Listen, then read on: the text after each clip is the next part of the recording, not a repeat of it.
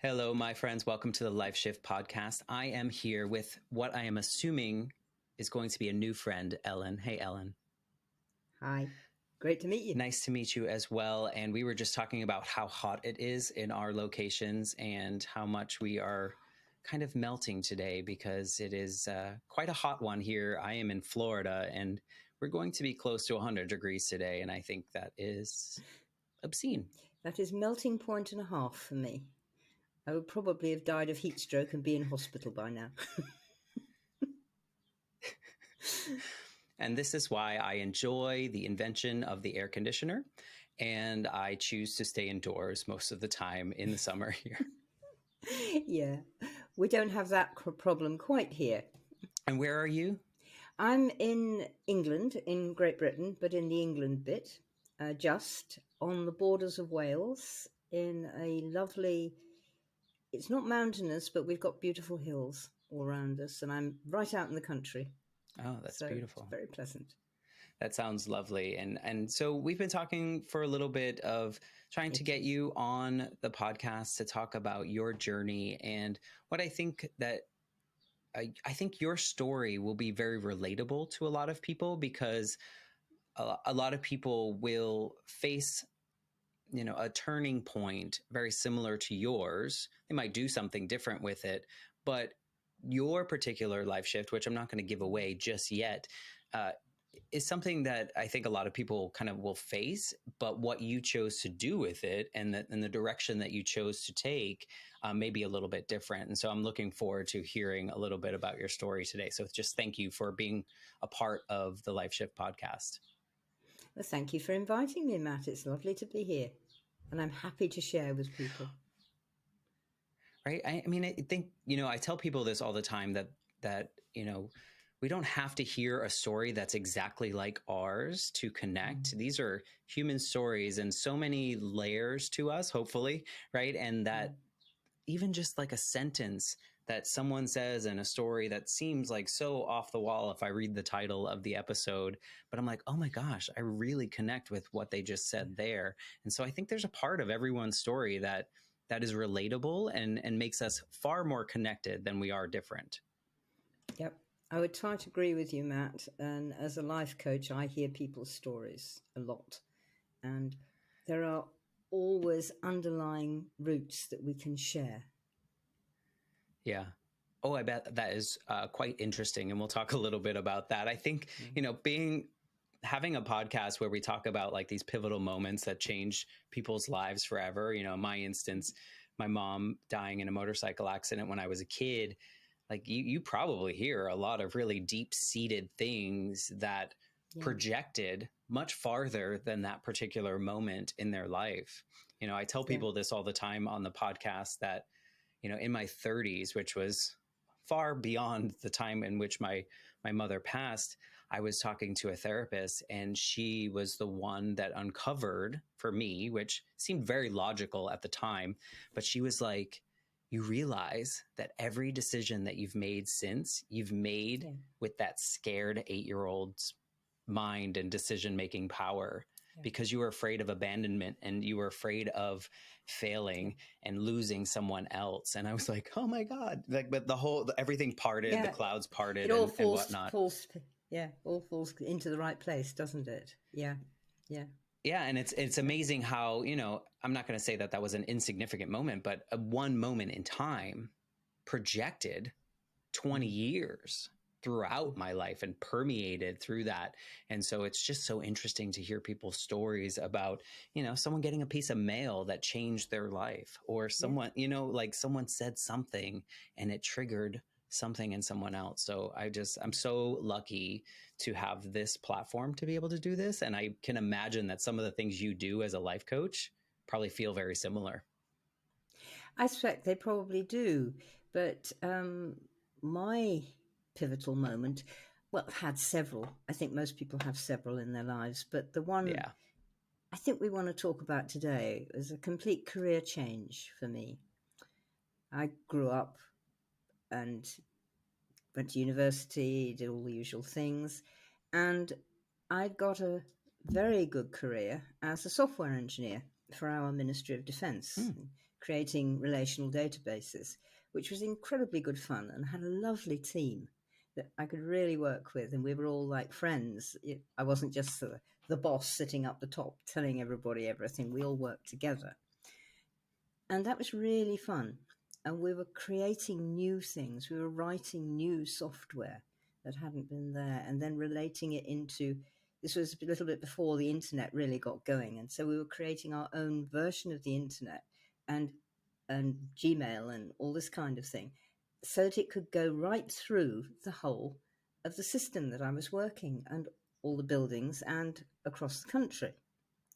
So, that was wow. I don't mind getting up in the morning for this. Let's have a breakfast meeting. Let's have a supper meeting, and all this kind of thing, which was really fun.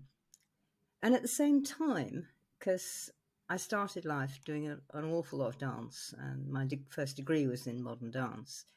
So while I was doing the software, I was also able to dance in London.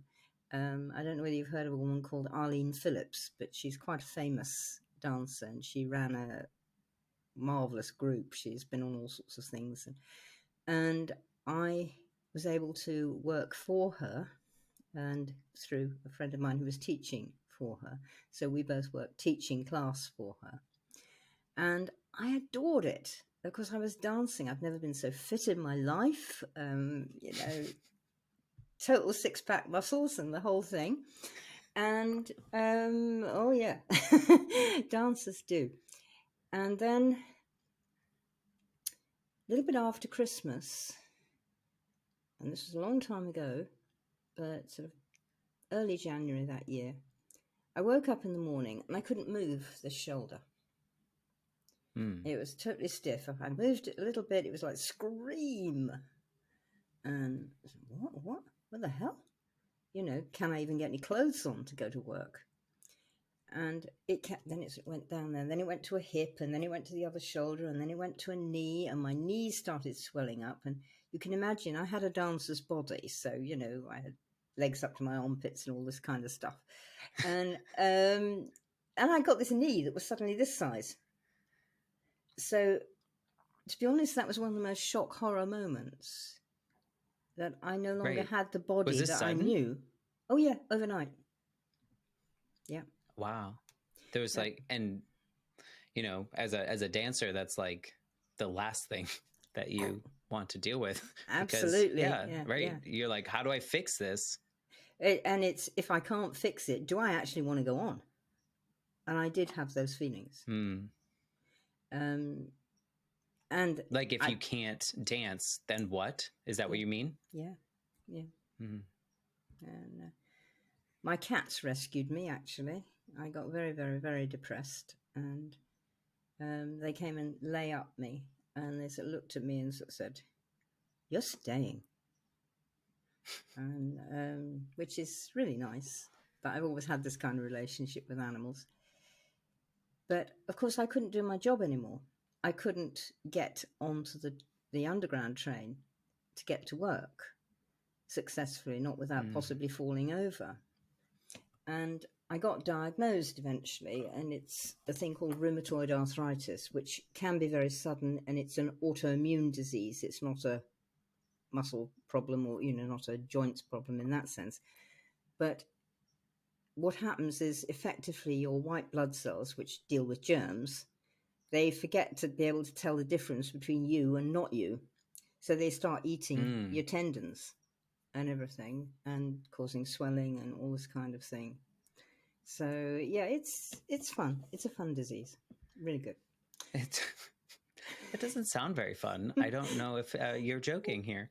I am, but without it, I wouldn't be where I am now. And that's and a that super is so healthy important. Way. Yeah, you don't it's start a healthy there. way to look at things. Yeah, but you don't start there, do you, Matt? You start in the depression and the down, and they're like, I don't want to go on, and all of this kind of thing.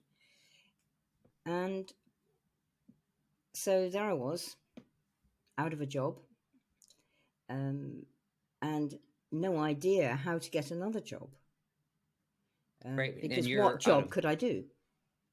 Right. You were out of these both situations, right? Yes. You were I the was no longer a dancing software situation, and no longer a super software engineer. I'd lost and my there were no, team. and there was. Well, And this is before remote work. This is oh before yes, any ability to do any of kind of accommodations in any kind we of way didn't as even well, I'm we didn't guessing. even have mobile phones at that point, not even the brick variety. So it's like, Yeah. And if I can't go to work, what work can I possibly do? And what's interesting is, you have, it was fun. It's interesting because you had this like super artistic thing where you could move your body and you were a dancer and you were expressing things in that way. And then you also had this like math science brain that was creating, right? yeah, Creating something from numbers, letters, whatever, one coding and of some zero, sort, everything out of one and right? Your zero. binary codes, right? And now this autoimmune thing that suddenly comes on keeps you from being able to express yourself in either case. Like Yeah, either side of your brain is now like, now what? yeah, exactly, absolutely, yeah. And And I don't know that, I it's don't know that there's a lot of people that can relate to. It's like someone taking away like your biggest passion and then also taking away your way to make money. yes. It's like, that's really overwhelming. And I can see why you went into this kind of space of not so great. Blooming awful, to put it mildly, and without swearing. But Swear yes, if you need to. well, consider I've sworn. But it's hard, it's bad, and people go through this. I mean, people lose limbs, people go through trauma from an accident, and any kind of trauma will reduce you to a really bad place. And mine sort of did it, well, let's do it in spades, girl. We'll have it physical and mental, not just one, we'll go for the lot. And anyway, what happened was sort of crawling about, taking a load of medications while they decided to try and find one that worked, because each person who has rheumatoid is slightly different. And what might work for you, Matt, might not work for me. So there isn't a one pill fits all kind of thing. So you go through things, and that was a bit better, but if we keep on with that, then it's got these side effects. And that was a bit better, but actually it's worn off now. So that took a year before I got decently sorted. In the meantime, I still had friends, thank the gods. And my friends sort of said, okay, you're also into this. I was, okay, let's drop the clanger. I was brought up as a witch. My family has followed the old witch ways of Britain many, many, many, many, many generations, like hundreds and hundreds and hundreds of years. And there are quite a lot of people like that. We don't all wear pointy hats anymore. We've given up on broomsticks now. But so That's fascinating. it is. We'll do another podcast. And so these friends sort of said, hey, come on, girl. There's a lot more than just, your body and everyday life. You've got all these other connections as well. Come on, let's go to these lectures and you can get into some more stuff, and that's both mental and spiritual at the same time. So I went along, and there was this big bloke lecturing on the stage, beautiful voice. And to be honest, after about 5 minutes, he could have been reading the telephone directory and I would have been there like that at him. Because it was like, what he was saying was, do you know when something goes right into you? And in a sense, it doesn't matter what the words were. You just know. And I thought, I can't really remember what he's talking about, but I'm getting bits of it. But I want it. Whatever it is he's got, I want it. So I sort of staggered my way up to the stage afterwards and said, I want to sign on. And later, as in a few moments, discovered that what he'd been talking about was a form of psychology called the transpersonal psychology, which is the most lovely, allowing, being self-responsible, enabling, i.e. not telling you what to do, but helping you find your own way through it. And I thought, this is it. And this actually sort of fits with a lot of the old witchcraft ways that I was brought up in. And it was sort of like, oh, they're working together. So he said, okay, fill in the application form and we'll have an interview and la, la, la. So I ended up doing my second degree in transpersonal psychotherapy, which actually didn't exist when I started. It's really funny because when I was doing the dance degree at the beginning of my life, it was my year that created the first modern educational dance degree at the university. So you're just a trailblazer. I better say yes. Right place, right time. I better say yes. And so he was already teaching this, but he wasn't teaching it as a degree. And it was our year that turned it into a degree, which was put through London University. And it was beautiful. It was the most beautiful form of working out what was inside you.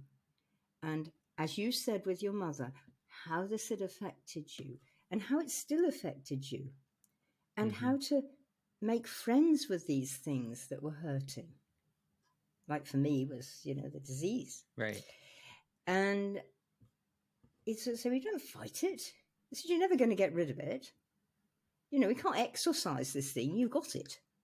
Right. So why don't you make friends with it and learn to live with it and learn to receive the gifts that it will have for you, which can all sound horrible would have sounded horrible a year before when I was like, argh. Right. But now Why me? It was like there. No, now it was like, oh, there's a path. There's a bridge to somewhere else. Can you explain like the difference between maybe more traditional and this transpersonal? Well, the word transpersonal, trans means across and between. And your personal self is like Ellen or Matt. And it's the one we've known all our lives. But, all right, I'll give you a funny little thing. I'm holding a piece of skin, Matt. How old is that piece of skin? Do you know? Roughly? I do not know. About 6 weeks. So I'm holding the bone that's in my finger. So how old do you think that bone is? Man, you're hurting me on my science knowledge. It may be about 7 years. Okay. So my body has completely remade itself every 7 years. So how many times? Guess. Don't think about it. But I've been remade. My body side has been remade a load of times. But I'm still here. Your body's the same. You're still Matt. You're still you. You're a different you than you were 30 years ago. But you're you.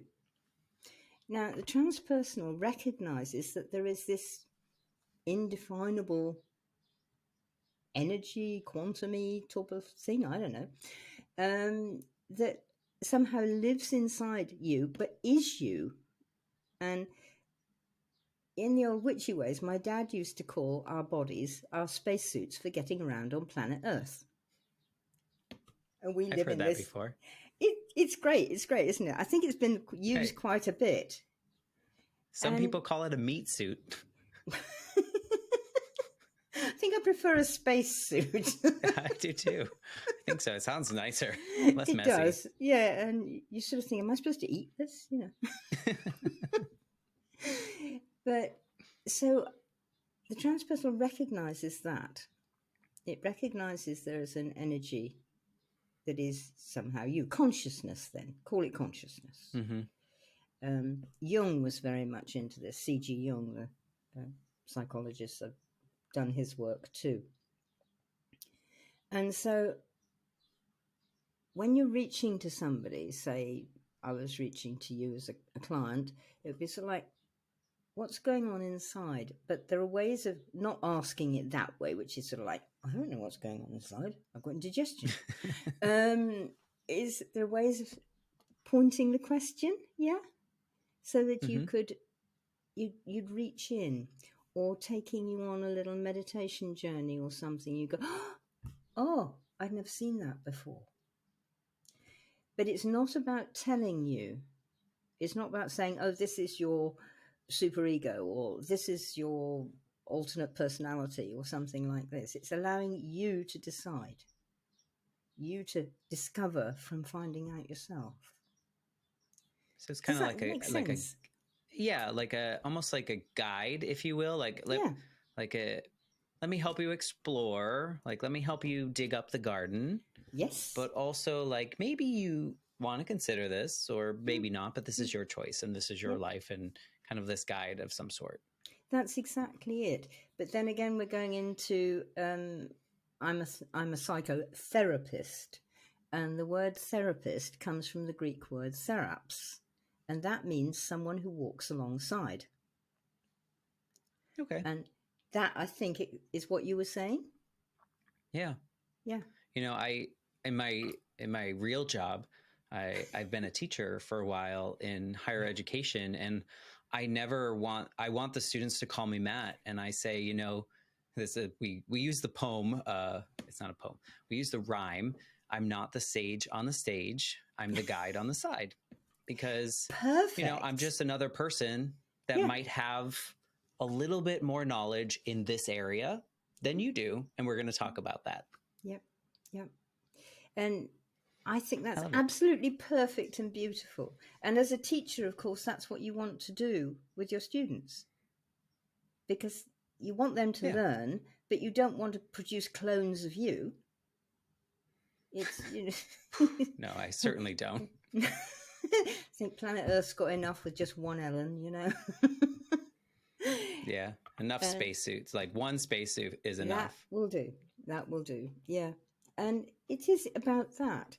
So I went from this person who was a software engineer and a dancer, and there's lots of weird things going on, because we know much more about it with AI now, which actually uses quantum physics in order to work. But we were knowing about it even then, even if you couldn't do it as you can now. So there was lots of weird stuff. Computers get glitches and programs go wrong, but there isn't any reason behind why they go wrong. They just do. At least if there is, we can't find it. Not even if we're sort of super whiz bang things. We used to use the words features and benefits, and somebody come along and say, my machine's just done this. It's a feature. And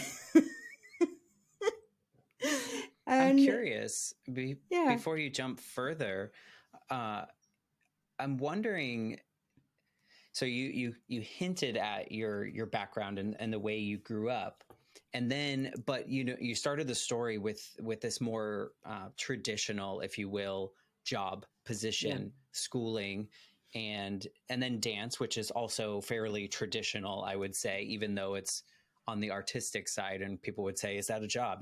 But you talk about this.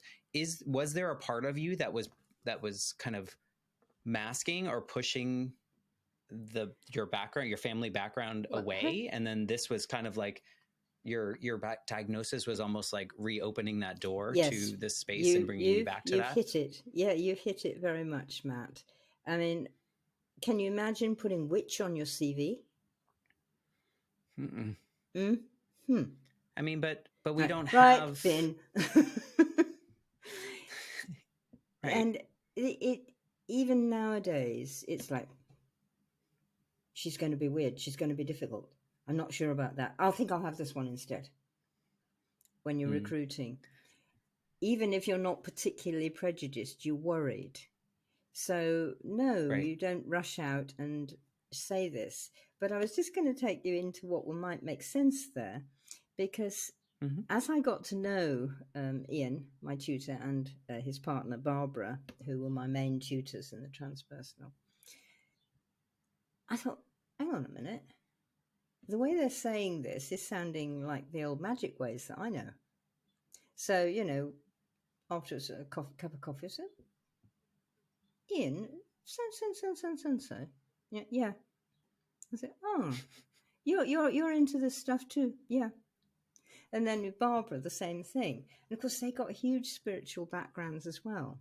As being, I mean, Ian had also been an industrial psychologist and all sorts of incredible things like that. And Barbara had done all sorts of similar amazing stuff. But inside, there was this other part of them that was conscious of a world around them that we couldn't see. And this was coming out. And the more transpersonal people that I've met, we've all got it in our own way. It won't be the same. Everybody's will be different. And so I was able to bring that through and help people in a way that I hadn't ever known I could before. Mm. Do you see a correlation between what you were doing as a software engineer or as in that? Do you see a correlation in that approach? Yeah. And what you kind of morphed into? Yeah, I do. I've got to know a lot of science since then. I'm married to an ex-particle physicist who's actually able to explain it without the equations. He can do it. The cat sat on the mat, which is really helpful because then they sort of get into words about this long and equations, and you're thinking, never mind. I'm going out now. But no, he could do it so that he could explain it in a few words, which was really, really helpful. So I started getting the concepts, and then I started seeing correlations across of, I won't get deep into it, but there's a thing called entanglement theory in physics, quantum physics, which means that if I turn a card over here on Earth, somebody on, I don't know, planet XYZ in about 5 star systems over, will also turn it over in the exact opposite. And you get this. Now, they use this in artificial intelligence now, in the creation of artificial intelligence for computers. And they're actually using this, and they've measured it, and they can prove that it's there. And that is so similar to, I know exactly what's going on in another place that is sort of like you are 8 hours behind me, and without seeing you or talking to you. So you start thinking, well, if they can do that with the quantum and the AI, perhaps these guys way back were onto something. I can't explain it. Yeah, and I would imagine that's hard to try to explain to naysayers or people that don't have the words or the understanding. You don't even start. You don't even try. You just say, no, yeah, that's fine. Yeah, whatever. See you later. What's the point? They don't really want to know. Yeah. Well, you're also not in America, so there's a different story. Maybe I'll cut that out. That's good. That's good. You know, I was thinking what you said, and it makes a lot of sense. There are a lot of people that can get this education, right? We'll get this education, not yours in particular, just any education. You get the book smarts, you can understand things, you can understand the processes, you can understand whatever it may be. But then it's like what you and your mentors, your tutors had was almost like I pictured almost like, I'm picturing it like a gel that fits in between kind of some spikes and it kind of just makes this flat surface. I don't know why I have this vision, but it's almost like this spiritual part of you fills in the gaps in which the teachings kind of give you just like, here it is, the regimented whatever. But now you have this extra component that just makes it a smooth ride and not like a bumpy kind of thing going along. Is that Am I thinking in the right way? I think so. It feels good. You still do get a bumpy ride every now and again. That's usually because your personality is going, I shan't. I don't want to. I'm frightened. But okay, well, there are ways through that. But what you made me think of is the thing that is confusing all physicists at the moment, which is dark energy, which is 90% of our universe. But we can't see it. We don't know how to look at it. And yet it fills everything. And that was your gel was like reminding me of that. And it's interesting.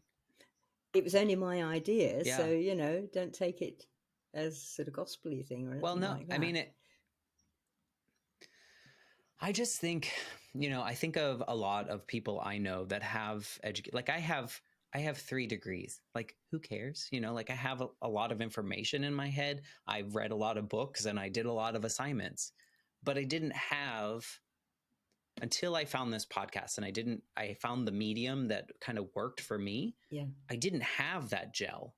I didn't have the thing that made all the steps make sense, that fit them all together. Yes. And so that's what I kind of see as your upbringing and this, I don't know if spiritual is the right word, but that part of you almost feels like that's the gel of all the information. Like that's why everything clicks. That's why things, I know there's bumps, but I don't know. That's kind of how I'm picturing it and listening to your story and kind of relating to like something that might make sense to me. Thank you, Matt, because I think you're right. I think you're describing it beautifully.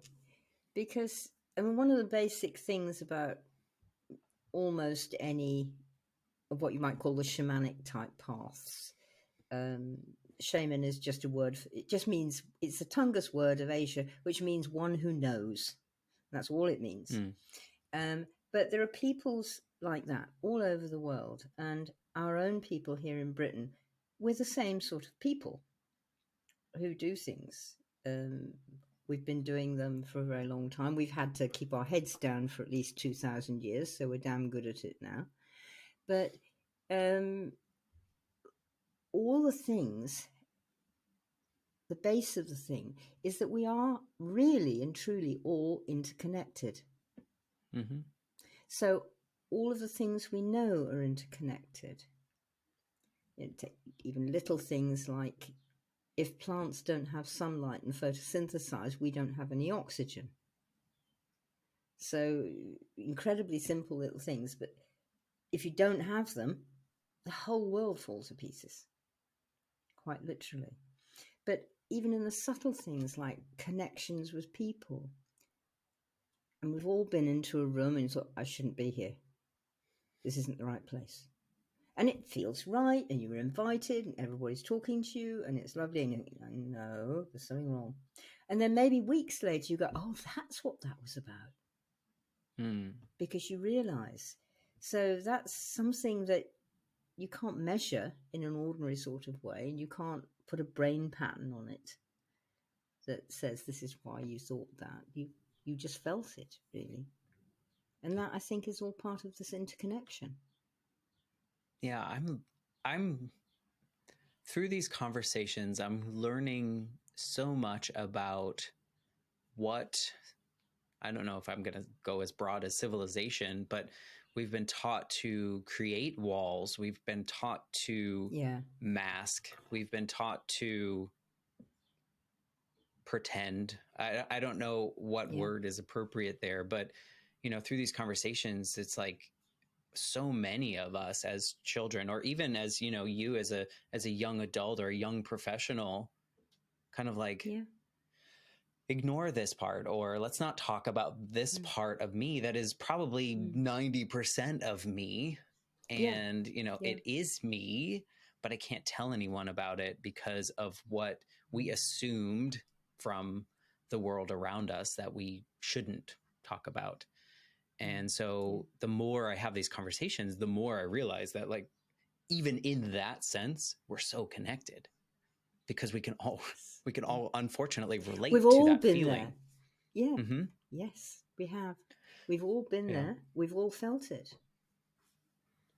Do you think that, you telling your story is like, I almost see a bigger shift in the sense of walking into that room that day. Not, like it was, yeah. Like that opened the door to like this Yeah. new future to you. The diagnosis certainly stopped you in your tracks, but it's like, had you not gone to that seminar, had you not gone to that, had you gone to breakfast that day with someone else, like it's interesting to me that you were in that space at the right time. Like you said, when you were at your dance studio, was the first year they made that program, and then you went here, like right place, right time, or was that always in the cards? That I can't answer you. Well, I think that was always I think that was always a possibility, and we're going back to quantum again. It's the cat in the box. Is it dead or alive? You won't know until you open the box.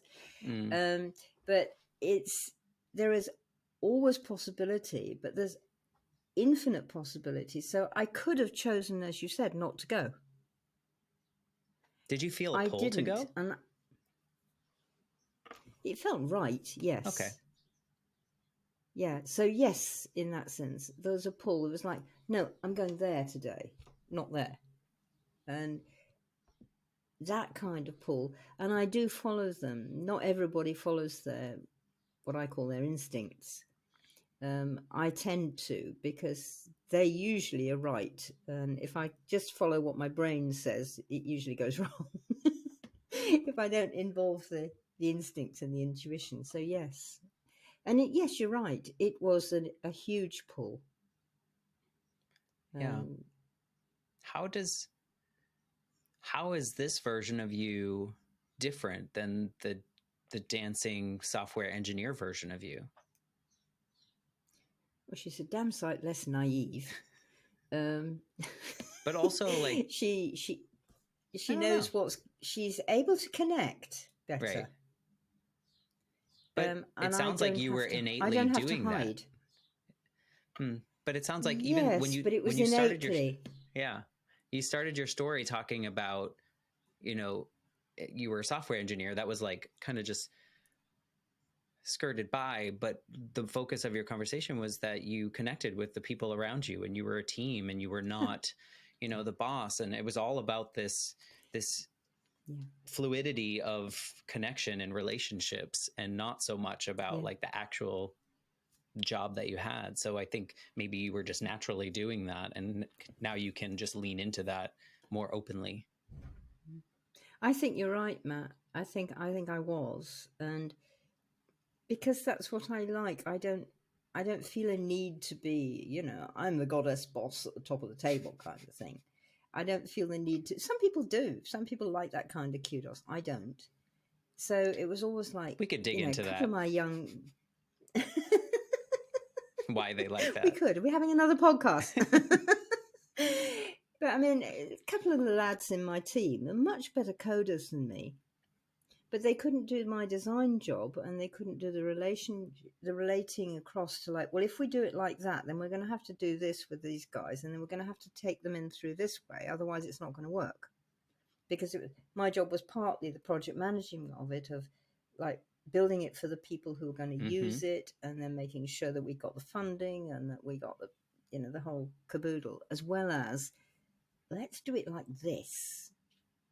Well, I've never done it like that. Well, so start trying. Do you think that all right, the intuition that you had served you well in that connecting the end user to the coder? Yeah. I know it did, because I know the systems worked, and I know that in their much, much later incarnation, they are still working now, because I still know people where I was, and it worked. We related to the people who were going to use it. We didn't tell them we were giving them this system and they had to learn how to use it. We learned how they already worked, and then built the system to fit in with that. Which is, as I understand it, not so much what is done now. But I loved it. And you're right, I love the relationships, and I love the relating across. You said that you're less naive. What was naive about that earlier version of you?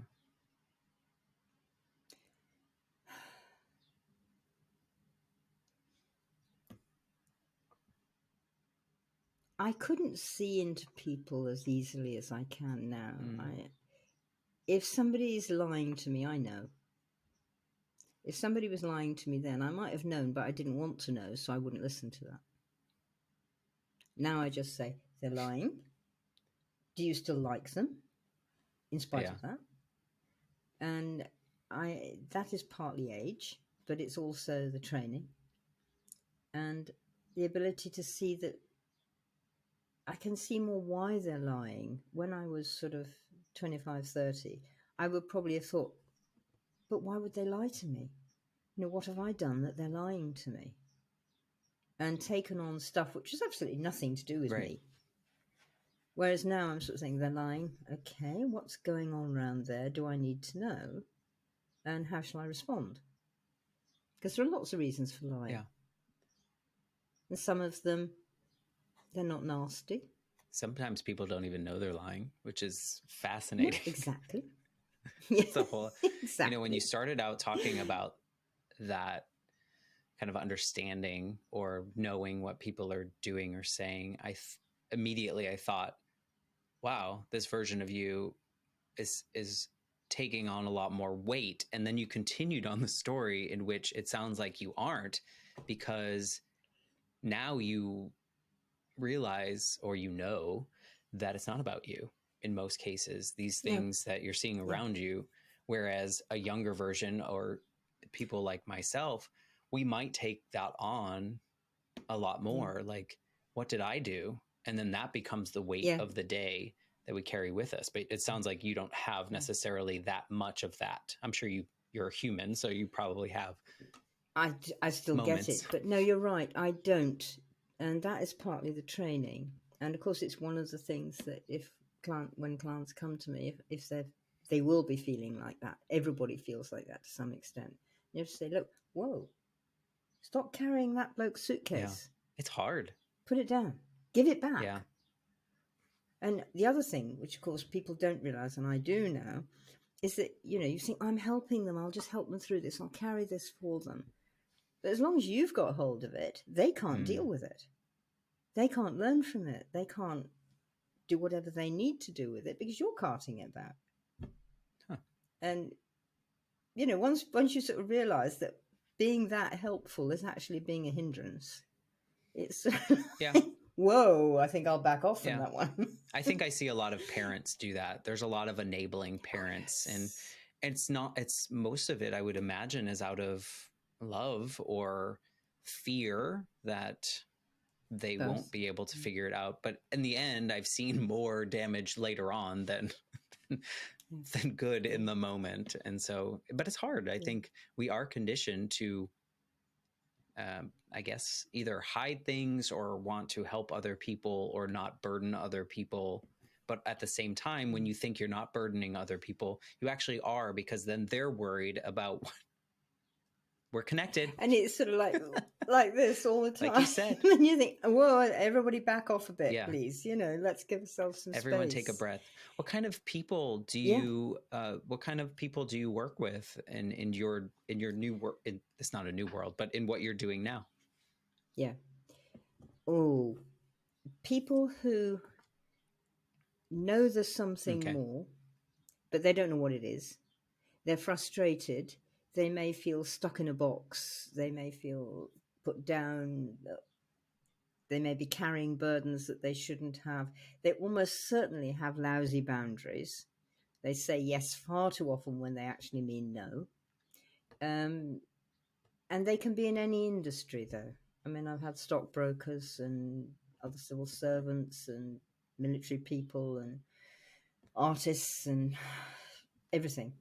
I'd imagine that they'd have to have a level of self-awareness of some sort. Yes. Right? Yeah. So you're not for everyone. But you're going to have that. No, I'm not. And you're going to have... And they've got to be prepared to work. And they're going to hear, well, hell, you screwed that up, didn't you? So what are we going to do now? Yeah, but they probably know. Well, they probably know they've screwed up. They probably don't know what to do. Or why.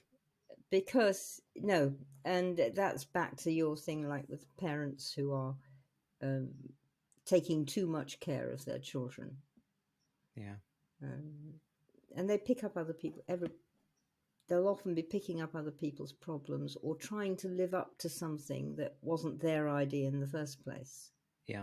And I bet that, you know, I mean, from a lot of these conversations, I can see that a lot of that probably stems to their upbringing or generational trauma or whatever that may be. And that's just the condition that they've been absorbing, I guess, for an extended period of time. And until you're aware, and I think this is true of just traditional like talk therapy in a way, until you're ready or you're aware that, you know, you're ready to do something about it, but also aware that there's this situation doesn't feel right anymore.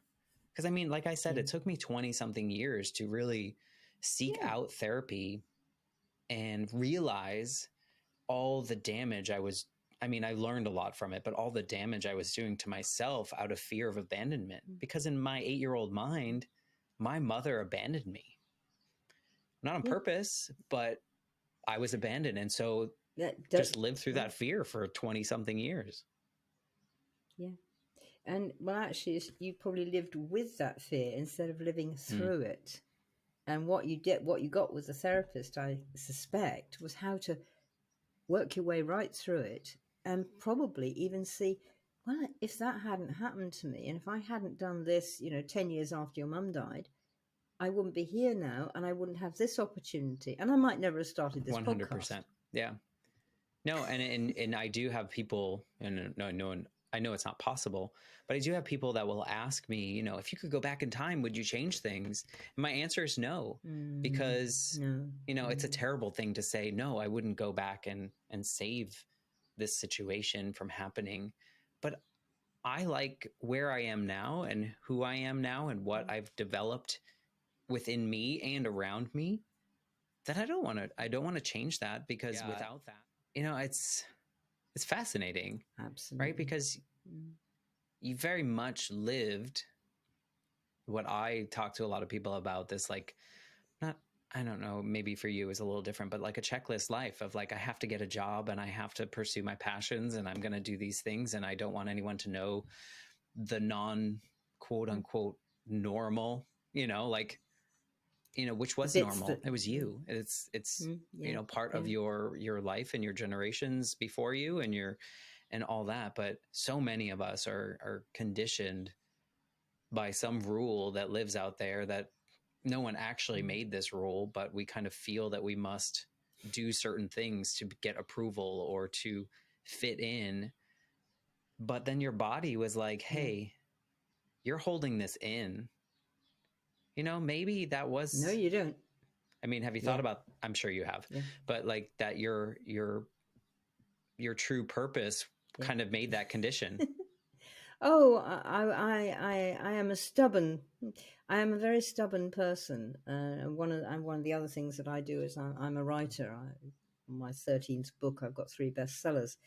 But I wasn't doing that then because I was earning very good money. I got a lovely dance thing going on. I got a great career.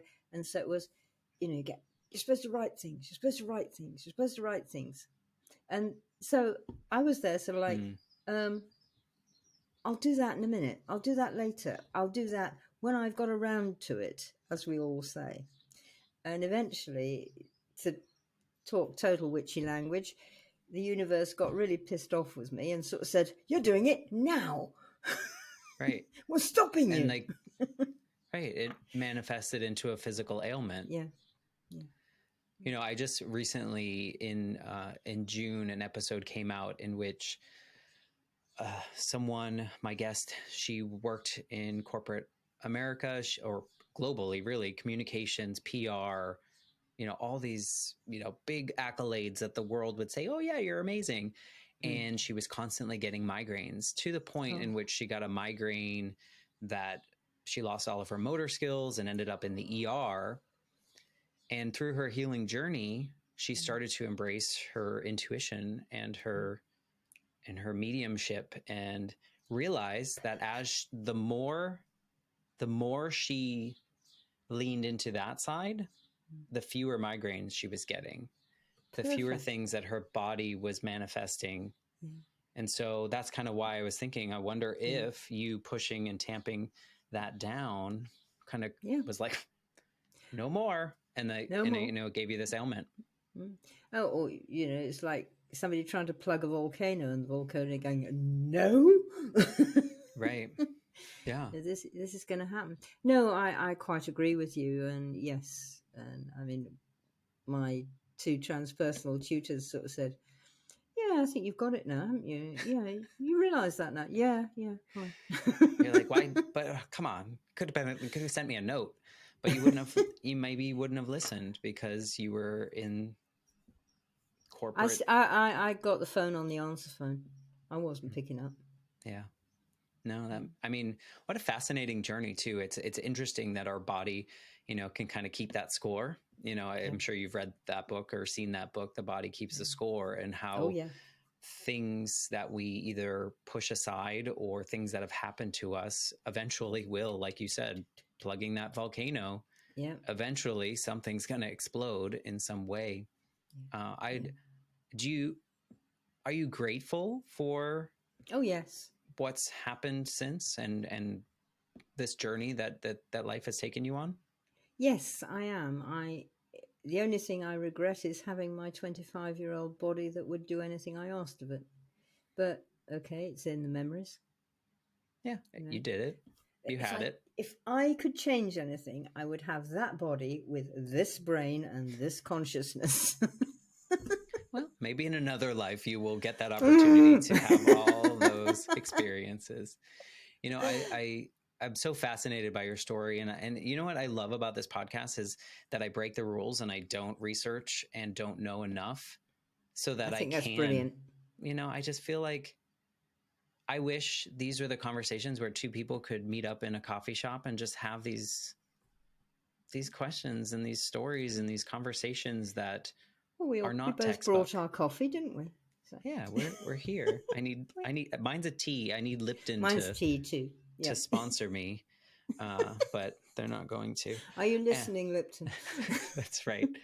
But I'm wondering if you could go back to the version of Ellen that was dancing her heart out and coding and working with people. Is there anything that this version of you would want to tell her or do with her? Stop hiding. Hmm. Yeah. Don't hide. Would you Don't have mask listened? it. Probably not. You'd be like, hide not. what? I'm not hiding anything. What? Exactly. Stupid old woman. What's she so talking stubborn. about? Yeah. I asked this question and most people are like, there's nothing really that person would have listened to. We had to go through these moments. Yeah. We had to hit these walls. We had to face these particular circumstances. And here we are, and isn't that the beauty of life, I think? I think so. I agree with you. Yeah. Well, I appreciate you being a part of the Life Shift podcast. It's been such a pleasure to learn about you and learn about your background and allowing me to ask questions or make assumptions from my own perspectives. I really appreciate that you allowed that and either laughed at it or went along with it. I didn't laugh at it. I hope I laughed with you, and I thoroughly enjoyed being here, Matt. It was great. We will certainly share the links to your books and your services and everything in the show notes. Is there any place that is best for people to connect with you if they're interested in learning more about what you do? LinkedIn, really. I'm on there most, and most of my programs will come through there. So yeah, awesome. Connect with me, LinkedIn. And this is going to come out after this fact, but it sounds like you're running like a workshop or something in July of 2023, right? Of something that you do? I am, but the most important thing is I'm running what I think is going to be a rolling study group course for business people who want to learn how to use nice witchy magic in their business. Nice. I bet there's certainly an intrigue in that, because I think, even when you said you're a witch, we're not taught the right words. We're not taught the right understanding of that. And I think a lot of people need more understanding of that, because I think we all just think of, like what you said, we got rid of our broomsticks and we don't wear our pointed hats. But honestly, I think a lot of people, that's where it stops. That's what they understand. Yeah. And so by you bringing this to the masses, I think that's important. I feel that's really important. That I feel is currently what I'm supposed to be doing and what I'm working at. So anybody interested, just type Elen Sentier in anything and it'll probably come up. Yeah, we will put that in the show notes too. That we'll link them to your LinkedIn and they can find that information. I appreciate you. I appreciate you wanting to do this and being a part of my most fulfilling creative journey that I've ever been on. And I'm so thankful that you chose me. So thank you. Thank you, Matt. And for those of you listening, if you're enjoying these episodes, as Ellen knows, a rating and review are wonderful. Maybe if they do nothing else, they make us smile that day. And with that, we will be back next week with a brand new episode. Thanks again, Ellen.